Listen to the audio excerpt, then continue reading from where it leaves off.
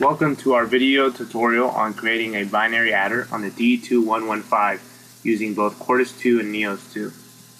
So first I wanted to talk a little bit about the development flow, and you can find this PDF file by googling Nios 2 hardware development tutorial. And let's go ahead and take a look at this.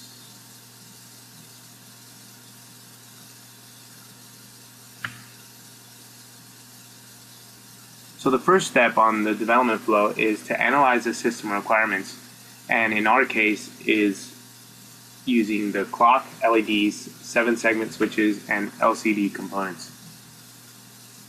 We'll be pretty much going through this whole entire step process by first defining and generating a system in QSys, integrate QSys system in Quartus 2, and the pin locations are going to be generated by the system builder, compiling the hardware design on the target board, downloading it to the FPGA, and then opening up Eclipse to program the software, downloading the software, and running and debugging software on the target board. And finally, we can actually see our program. So let's go ahead and open the D2115 system builder.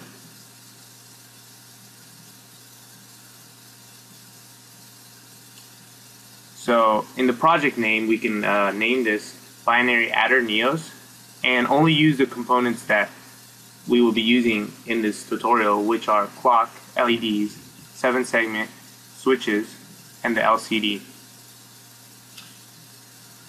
There's also a spot to turn on the LTC, which is the touchscreen camera for the T-pad. So we can go ahead and generate.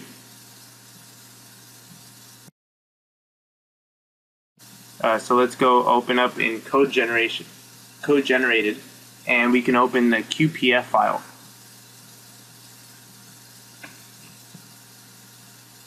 So we can go ahead and open QSys.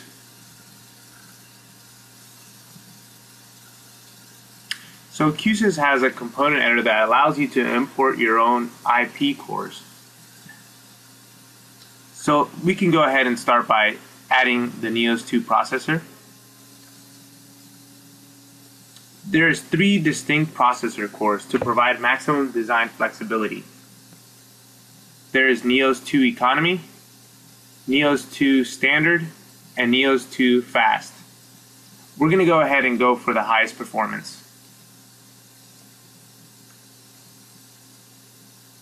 And let's click Finish. Rename this to CPU.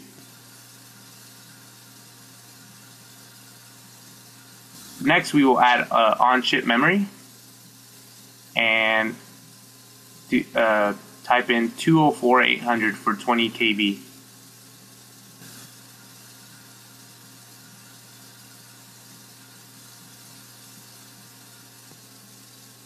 And again, rename this.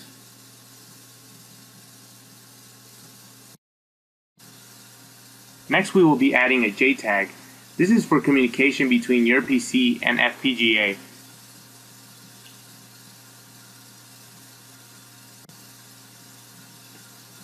We can add an LCD component, and let's go ahead and just click Finish and rename this to just LCD.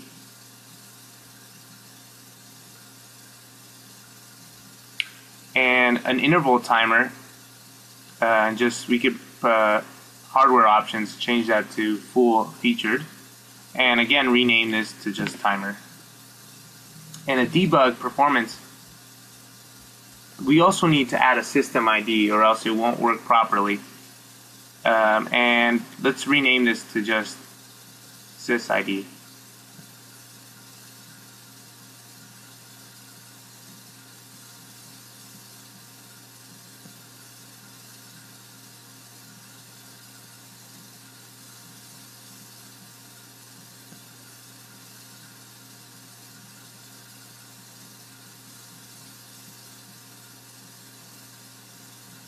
We're going to need 2 4-bit input PIOs for our switches, so let's go ahead and add both of them. And let's rename those to PIO SW and PIO SW2. We will also need two 4-bit outputs for our LEDs.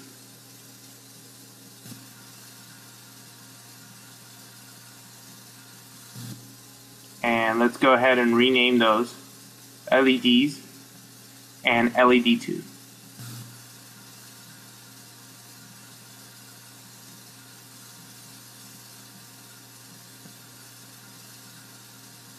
We also need 6 7-bit outputs for our 7-segment hex display.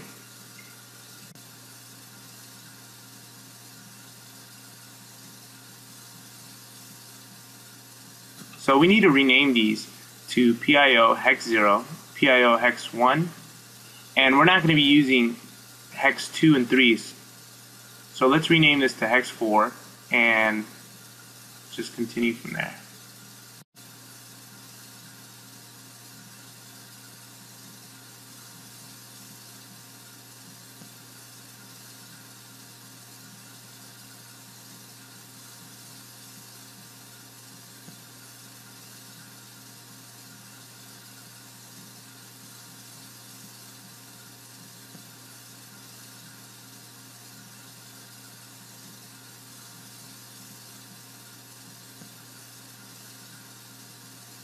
So we're not quite done yet. There's actually 36 errors, and some of those errors are because we haven't connected the clock and resets. So let's go ahead and connect the clock and reset inputs for all the components.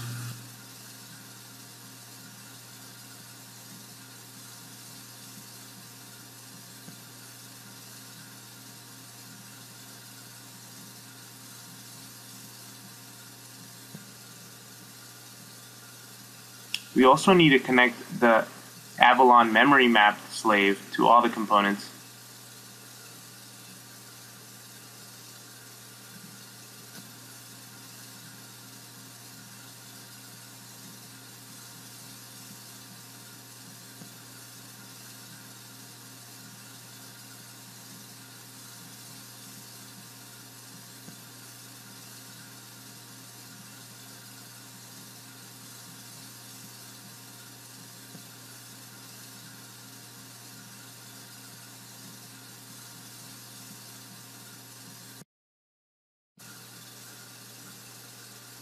There's still 34 errors, and this is because the base addresses are not yet set.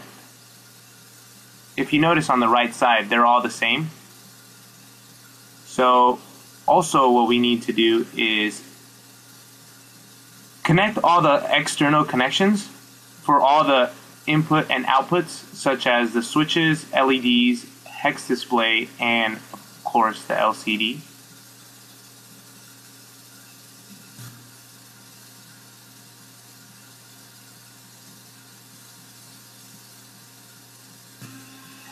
Next, there's still 34 errors, and let's go ahead and fix this by assigning base addresses to all the components. And there's still 4 errors. One of them says reset vector memory and exception vector memory.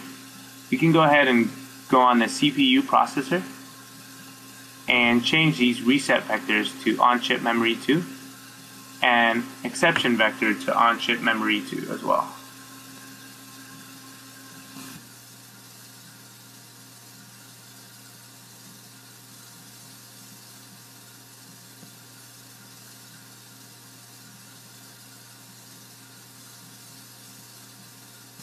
And let's go ahead and just click generate.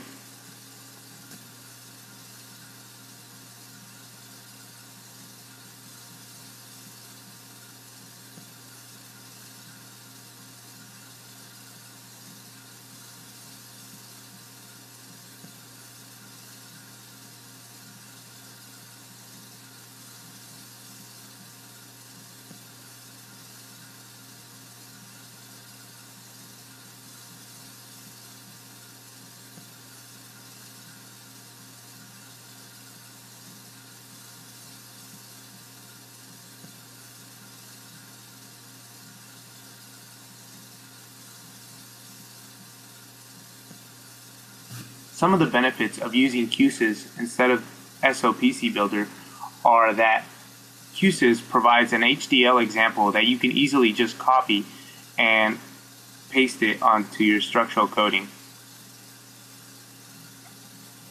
So for example, we will be just copying and pasting my previous code.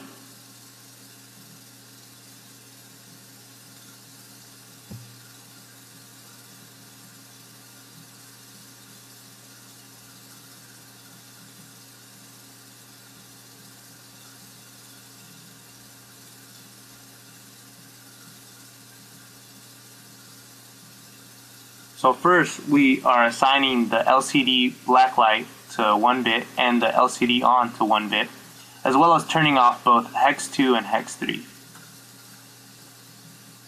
So we're just connecting all the components to their appropriate connections.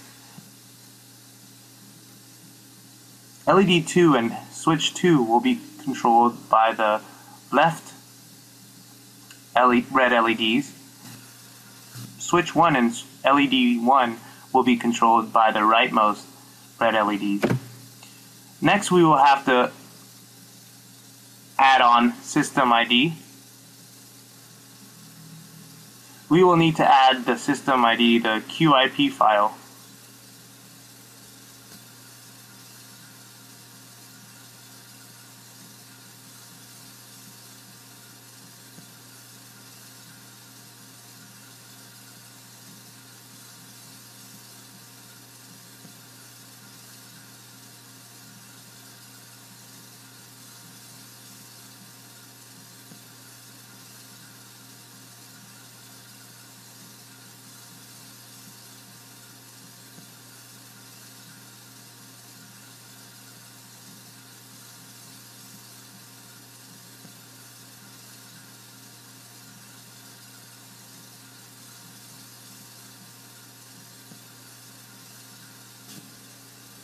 Going back to the development flow, we actually skip pin assignments. The reason why we skip pin assignments is because System Builder did all the pin assignments and generated code for us.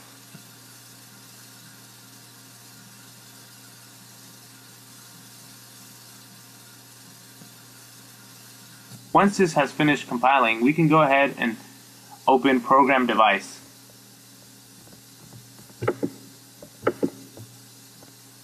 And click Start.